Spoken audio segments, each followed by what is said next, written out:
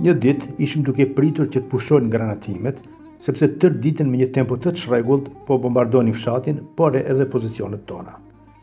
Filluam të bisedonim me Hoxhën për shumë gjëra, ndër ato edhe Hoxha po më tregonte se si ka shkuar në Kairo,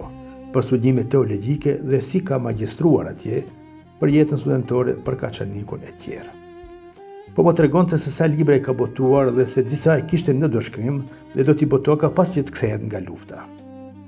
Unë i habitur po e shikoja e thosha me vete, vallë ki mos ka luajtur mensh, se si po më flet për botimet librash, pas lufte e ne ishim duke përjetuar një luftë të tmerrshme, kur nuk i dije se a do të na çelte mëngjesi.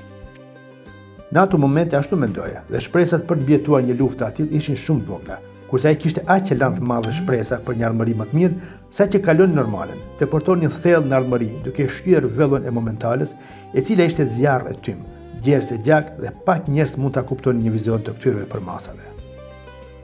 Vërtet ky guxim për ta shikuar të ardhmen aq gjërësisht ishte diçka që nuk mund kuptohet dhe të shihet me sytë e ballit, por vetëm ato të zemrës.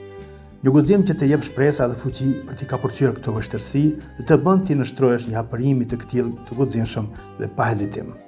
Ai që fliste vërtet ka ndodhur, që pas lufte ai t'i botoi të shkrimet që i kishte, por edhe të shkruaj disa dhjetra libra tjerë.